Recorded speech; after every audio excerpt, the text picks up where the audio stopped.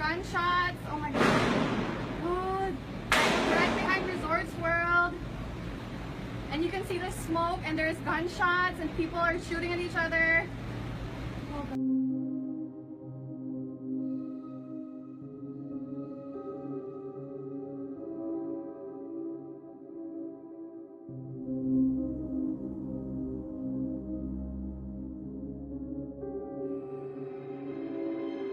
It's a little past 10 p.m. in Paco, Manila in the Philippines. Most people are winding down for the night. Shops are closing. Tricycles are buzzing through the streets. Nothing out of the ordinary. Then, out of nowhere, a BMW sedan is seen flying down the road at unusual speed, engine roaring, headlights cutting through the dark. But then a loud pop echoes from inside the car, and before anyone can even react, the car veers off the road. And bam! It slams into a guardrail, flips over and lands on its roof. Instinct kick in. Locals rush toward the wreck, ready to help, but then 2 more pops are heard from the car, and everyone just freezes. Smoke rises from the twisted metal, and for a moment the street goes completely still. Then the back door creaks open, and a man crawls out, limping, bleeding, but he doesn't call for help.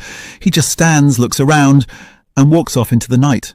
But what the people outside don't realize is that this wasn't some random car crash, because the man who just walked away, his name was Jesse Javier Carlos.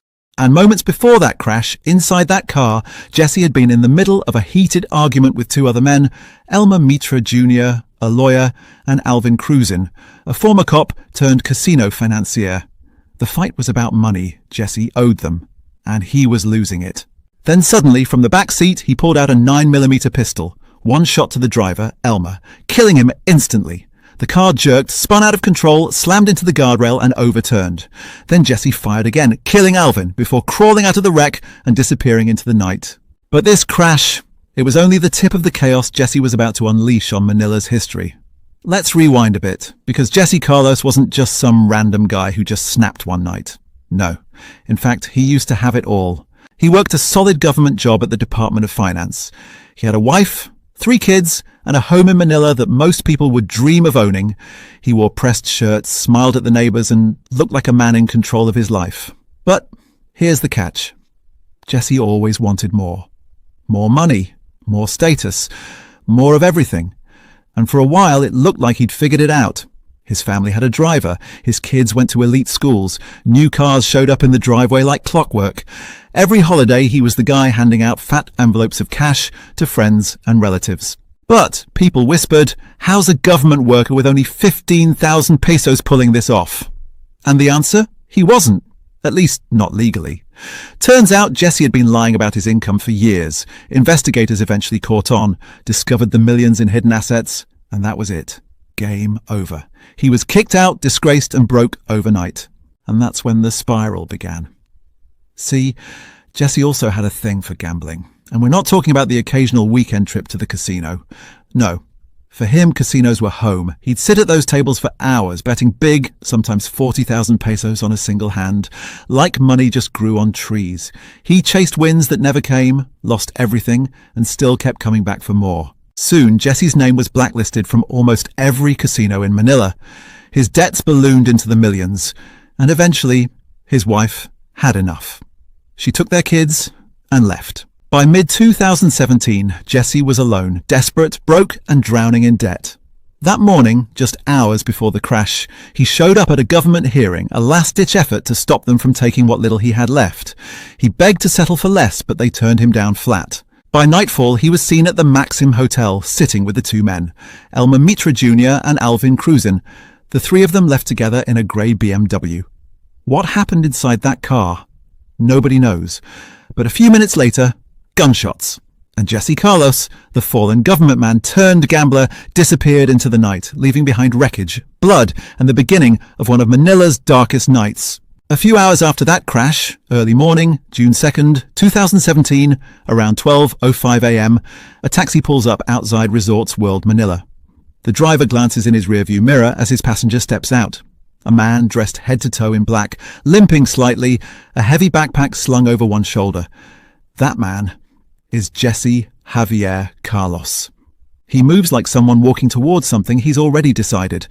Through the glass doors, into the quiet lobby, The atmosphere feels ordinary. A few guests are checking in, staff are shuffling between shifts. No one pays him much attention. Jesse presses the elevator button. When the doors slide open, 2 women are already inside. The moment he steps in, they feel it. Something's off. He's sweating, breathing hard, and that backpack hanging off his shoulder, it looks way too heavy for someone just heading to the casino. Nobody says a word, but the air shifts. That quiet, gut-level tension you can't explain, just the kind that makes every second feel longer. Then, ding. The elevator stops on the 2nd floor. Jesse steps out, calm, steady, like he's done this 100 times before. He reaches into his bag, pulls out a black mask, and slips it on. Then he tightens an ammo vest across his chest, the straps clicking into place. He heads straight for the casino entrance. At the door, a metal detector hums quietly. Beside it stands a lone security guard, Grace. She spots him immediately. All black, masked, carrying a heavy bag. Something's wrong. "Sir, you can't," she starts. But Jesse doesn't stop. He veers past the detector, walking straight through. Grace steps in front of him, but she's unarmed and completely outmatched. Before she can even finish her sentence, Jesse yanks the M4 rifle out of his bag and raises it. And then he opens fire. The first burst rattles the slot machines, glass explodes, people scream, chips and coins scatter across the floor as chaos instantly erupts. Guests drop everything, drinks, cards, cash, and sprint for the exits. The sound of gunfire bounces off every wall, deafening and relentless. Grace, the lone security guard, grabs her radio, voice shaking as she calls for backup. Within seconds, alarms blare through the building. Security scrambles to activate emergency protocols. Staff rush to guide people out. But there are over 12,000 guests and employees inside, and panic spreads faster than the plan. Then someone screams, "Terrorists!" And that one word sends the crowd into absolute frenzy. People shove, trip, fall over one another trying to escape. Some areas manage to evacuate in order, but others dissolve into total chaos. In the blink of an eye, the casino floor becomes a storm of noise, fear, and confusion. Some people crawl under tables, clutching their phones and whispering prayers. Others barricade themselves inside storage rooms and restrooms. A few even leap from windows, anything to escape. Meanwhile, Jesse keeps moving, calm, deliberate, almost mechanical. He is not hunting people. He is destroying everything in his path. He fires at ceilings, at lights, at TV monitors. Every shot shatters glass and sends sparks raining down. When he reaches the gaming tables, he unzips his bag and pulls out a container of gasoline.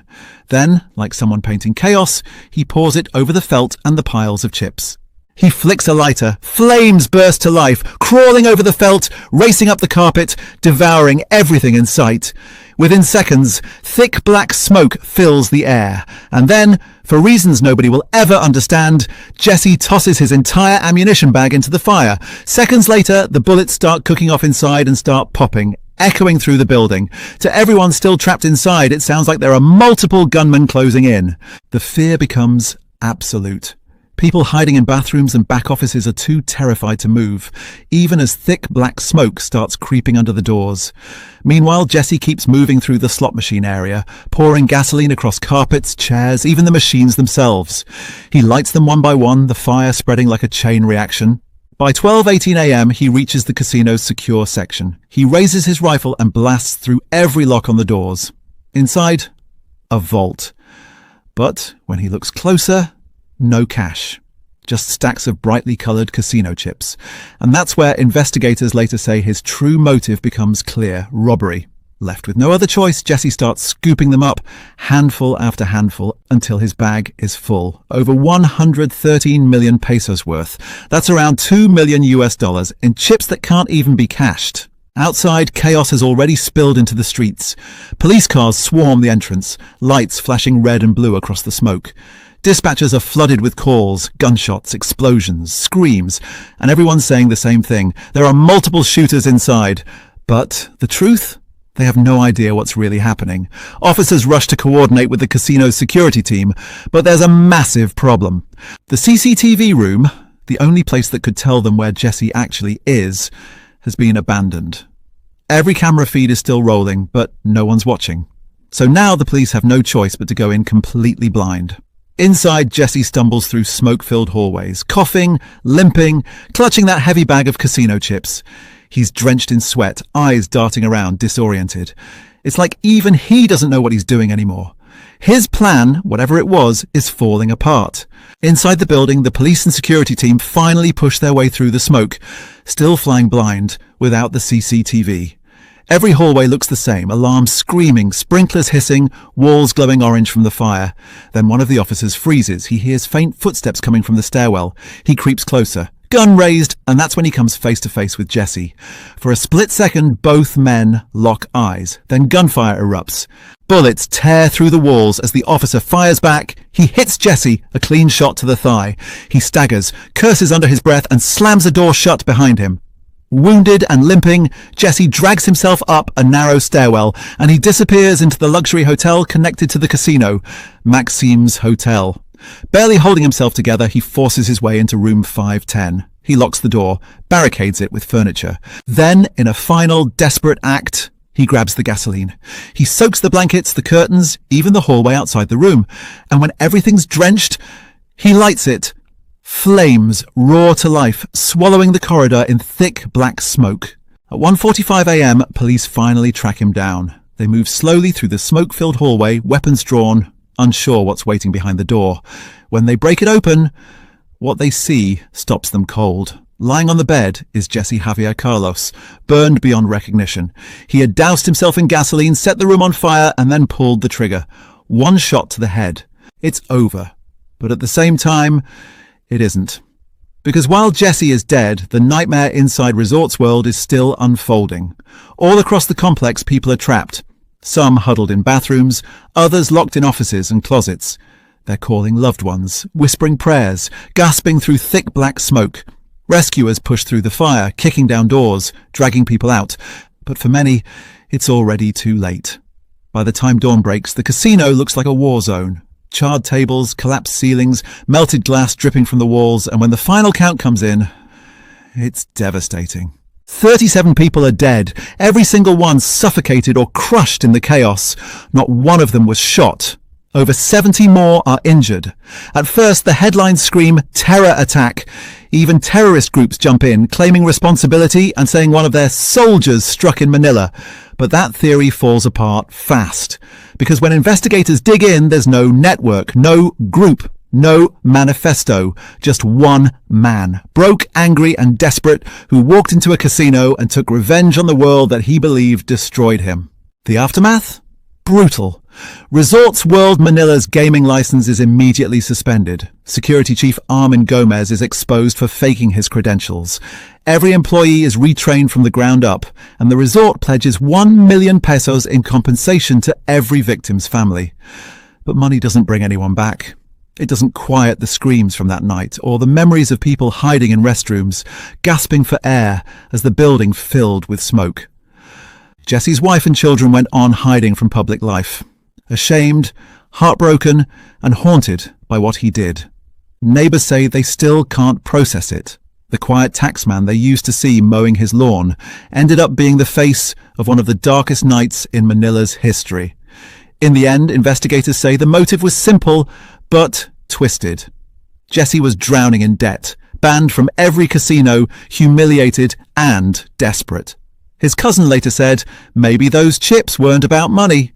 Maybe he just wanted to feel like he'd won again, even if it meant dying for it. And maybe that's true, because that night Jesse Carlos didn't just lose his life, he dragged an entire city into his final gamble and made sure everyone would remember the man who tried to burn his failures away.